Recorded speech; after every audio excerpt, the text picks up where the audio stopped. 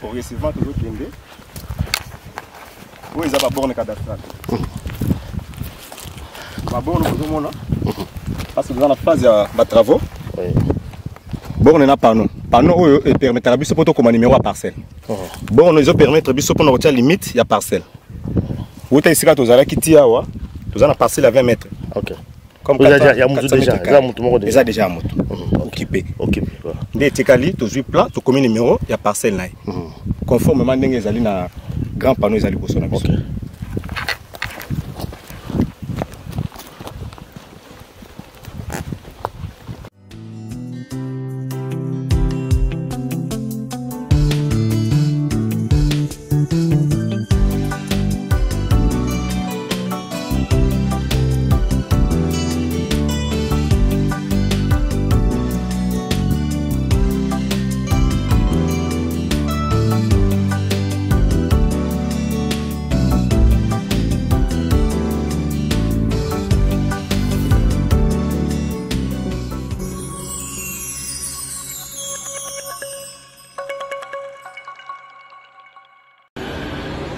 Mesdames et messieurs,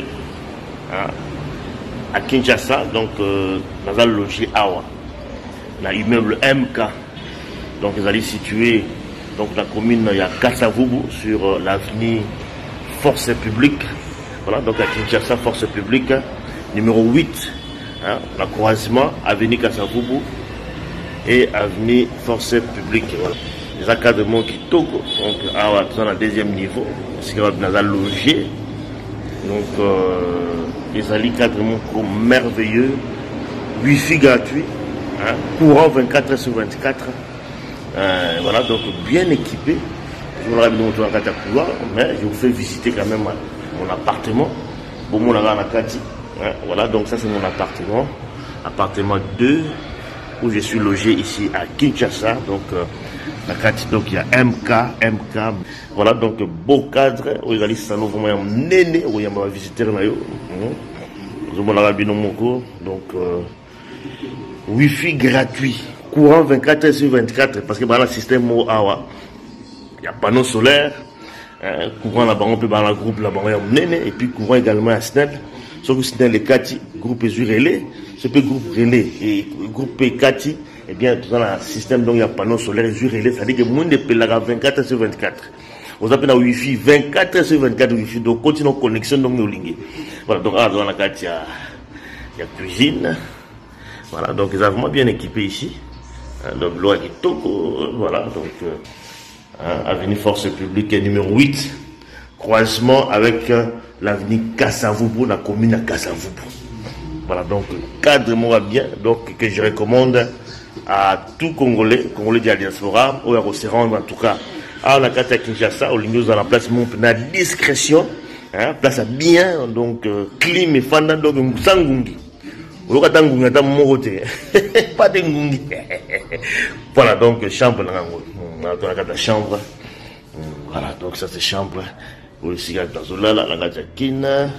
Voilà, donc c'est vraiment bien. Donc la CP dans ma casse. Et puis, nous avons recommandé la bande de réunion sur la diaspora ou la Kinshasa. Donc, à la carte de toilette, voilà. Donc, c'est vraiment privé. Toilette, on va visiter les Alibanda. Voilà. Donc, Pichu Pachu de Norvège. Kobu Canada. So, il kin, ou Kitika, ou nous avons renseignement. Bon, voilà. Donc, on est moi, téléphone de Rotia. Et puis, bon, benga.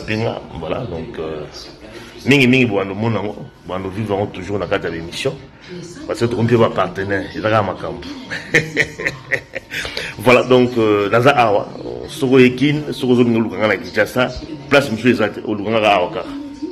Awaka, donc, la Mélène à Krastos, MK, immeuble MK, donc, avenue Force Publique, numéro 8, voilà, la commune à Kasavubu, au croisement, avenue Kasavubu, avenue Force Publique. Voilà, donc, à Marambu. Tout ça, Awa. Nga faille dans Awa. Calme, voilà. Voilà, donc en chère annonce, Nagati à Toronto City VIP, oui, publicité, tout ça là. Je pense que ils ont qui quand même devoir là sur place à Kinshasa, comme la lieu Oyo, Sika Oyo, Tolobele Laka. une activité na yo salimanda kuna yo à malamu. Voilà, donc on a comme sur place pour la mona, on a comme sur place vraiment donc vraiment malongeza awa. Ba ba ko hésiter, pour hésiter pour contacter papa Willy na Canada. Voilà, donc tout baza ko loba awa bien allé vraiment sécurisé et puis allé bien situé comme on l'a toujours dit. Permet un quartier industriel, le quartier permet également un quartier commercial dont il y a commune à Nakata Maloko. Donc awa batoza ko tongo ya ko sakanate. Bon déjà bato sommes déjà partout awa batoza ko somba. Donc vraiment awa les alliés mouvement moya makasi zo salema awa ba congolais en tout cas baza ko bouger. Bon ba tikali baza ko hésiter, bo hésiter té. Voilà, donc comme ils ont biso, mboka na biso, to kenda ba mboka ba paya mais awa depuis na ba be na biso ba ba koko. Voilà, donc nous sommes dans bino moko, toujours continuer toujours nango, toujours ko senga na bandeko, bo benga papa Willy pona ko kuluka osomba mo espace na yo awa na kati ya Toronto City VIP.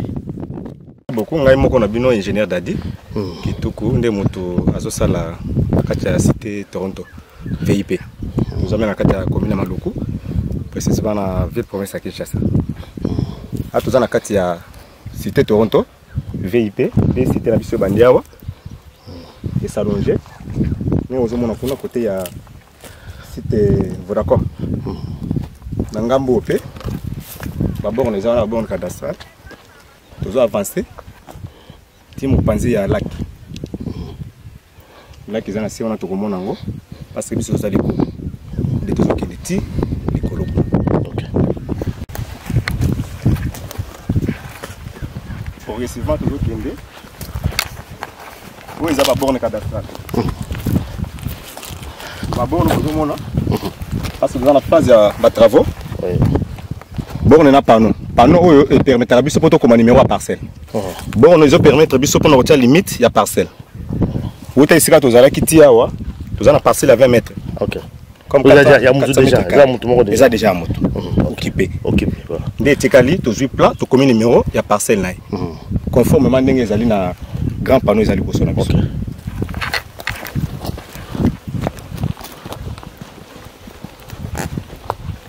Nangambo mususu nous avons des ici déjà besoin qui va terrain à bango. Nous avons un fil barbelé. Nous avons bois au yati provisoirement.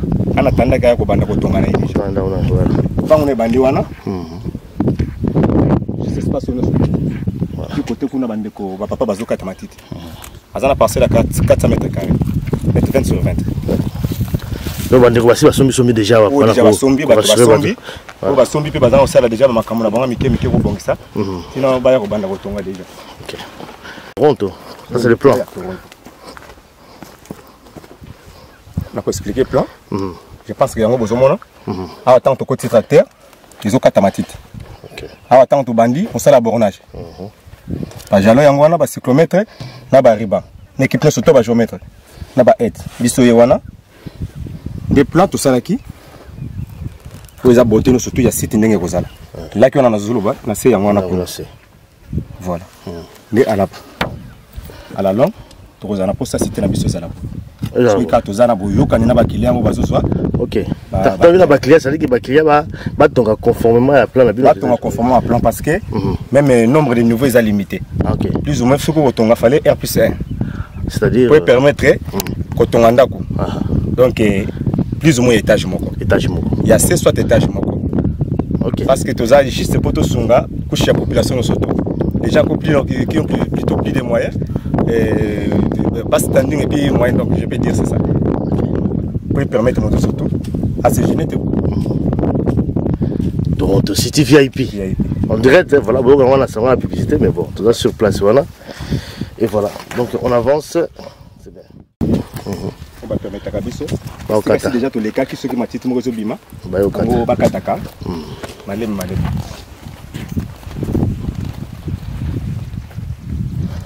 Espace vraiment amené à Toronto City. Voilà. C'est manifesté. Bon c'est manifesté déjà parce que bah terrain ils appellent côté comme ma casse. Dans bon même ce soir. Donc ma place aujourd'hui c'est déjà au Tekama. Ça c'est bien ça. Voilà papa, ndenge na lobai kaka. Bon on a l'accès limite à parcelle. En même à chaque 5 parcelles, ils ont la direction à monene. Ndenge bozo mona oyo, ils ont la direction. Donc banda on a tia juste une avenue. Ah, une avenue, voilà. Voilà. Où ils allaient avenue. Ils allaient croisement des deux avenues. Ah, ok. Il y a cette avenue et il y a cette avenue. Cette avenue. Voilà. Où ils continuent pour avancer. Et au fur et à mesure, tout ça pour question. Tandis que limite à passer les bandits, ceux qui ne ont pas d'éléments. J'en ai âge, s'il vous plaît. Ah, ouais. Puis qu'on a. Waouh. On a déjà combien, 20 mètres, 23 mètres. 400 mètres carrés. Ok.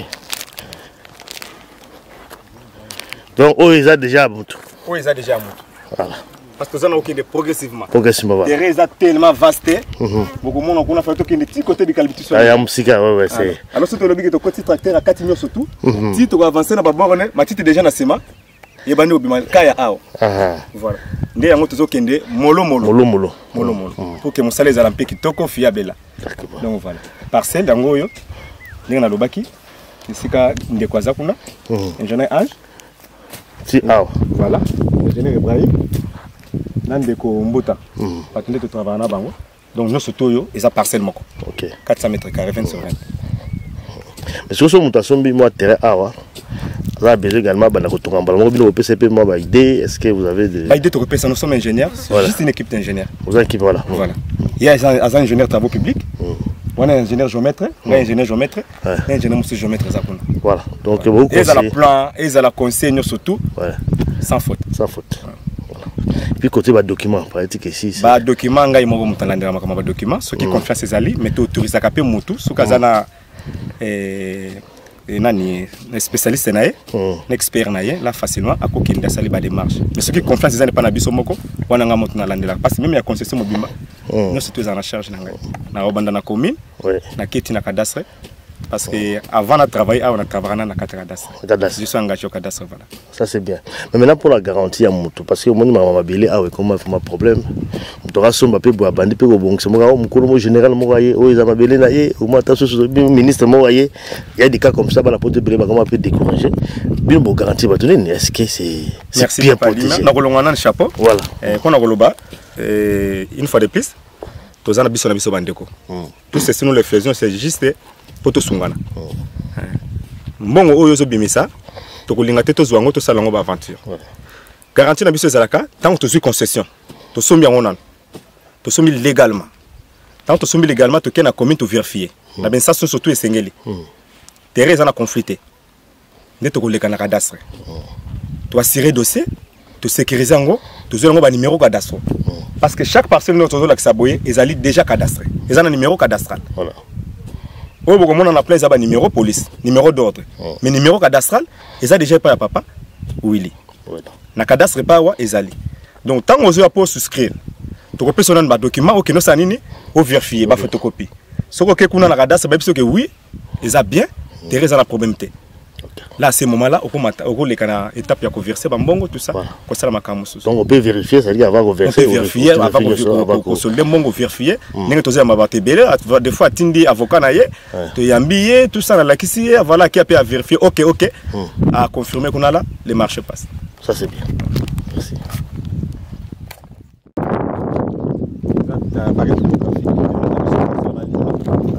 Ah ok, oui. Voilà, on va venir sur la tout toi. Ouais.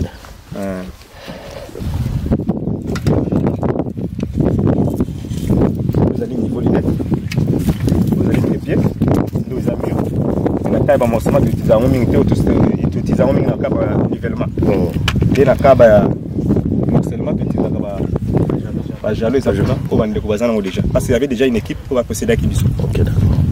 Donc concession à eux c'est jusqu'à là. Pas jusqu'ici seulement, c'est au-delà même. Ouais. Le Calbitus côté tout le monde a mis la clôture parce que l'autre côté c'est les voisins. On a sauté bisira bazar déjà. Au bout centre malou. Côté batwa au lieu maboke. Voilà. Na sima kuna ndeto komona et peut être beta tout. Et tout verra les images. Pour qu'on annonce surtout. On a kuna grande rivière au tout monde grande rivière fleuve Congo. Fleuve Congo là. En face c'est Congo Brazza.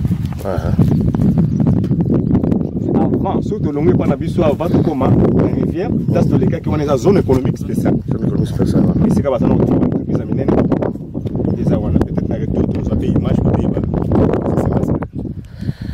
C'est bon. Ok. Bon, comment la gamme? Comment la gamme? Comment profond. Comment on a c'est dans le plan. Ah. Voilà, lac. Ah ouais.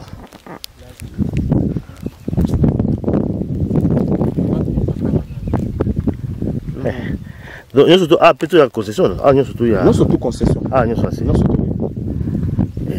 Ah, mais non, la villa, c'est au fond, nous va. Donc, Kinshasa, vraiment, il y a un peu de gens qui ont côté. Parce que tout le monde a côté, il y a voilà. La villa, il y a côté. Et pylône, antenne, on a plutôt. Des antennes à droite. À droite, oui. C'est un captage, il y a maille et pour avoir distribué dans Maluku. Régie des eaux. Régie des eaux. Il y a travailler à Vision mondiale, à Haute Vision. Haute Vision. Oui. Ok. Là, on a un quartier industriel ici.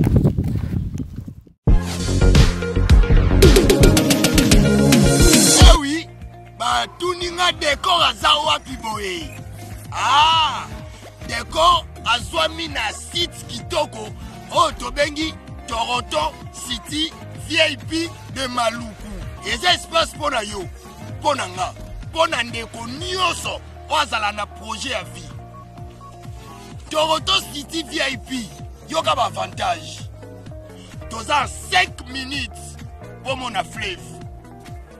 Toza pembeni na site ya Vodacom. Makambo teli réseau. Bosana. Tozali Nzinga ya quartier d'investisseurs. Tu comprends? Ah, Toronto City VIP de Maluku. Pembe na mai. Mpepe moko naturel. Wana poto. Ba diaspora nyonso. Olingo s'investir na mboka na yo. Toronto City VIP de Maluku. Et pesa to ezo teka ba espace kitoko. Kolongwa place Nazar. Si on la presse. To passo la nzela. Toronto City VIP de Maluku. Et ko sunga yo ozala na projet osala site touristique. To pe otonga villa na yo. Ah papa. Benga papa Willy. Benga papa Willy na numéro oyo. Ta numéro de Chenibino. Benga. Na moi mbongo mukie. Osombi espace na yo. Je voulais juste faire l'appel à nos frères de la diaspora, de partout où vous êtes, pour venir acheter les terrains que nous sommes juste en train de morceler. Vous allez bien voir qu'il y a des bornes, il y a même des travaux qui sont juste en train d'effectuer. Donc le terrain est bel et bien assuré. Vous allez voir, derrière moi c'est la régie des eaux. De l'autre côté c'est le société Vodacom. Et devant moi c'est juste World Vision. Là où Vision Mondiale sont juste en train aussi à un projet de construire les maisons pour ces travailleurs. Donc voilà, nous sommes ici à Maluku. C'est déjà un endroit habitable. Les quartiers, comme vous allez voir de l'autre côté, c'est déjà habitable. Il y a déjà les gens et c'est non loin parmi les autres cités que vous connaissez déjà. Merci Papa Willy. Tokobenga yo, Poto Somba, Totonga Nekolo. Na Toronto City, VIP de Maluku.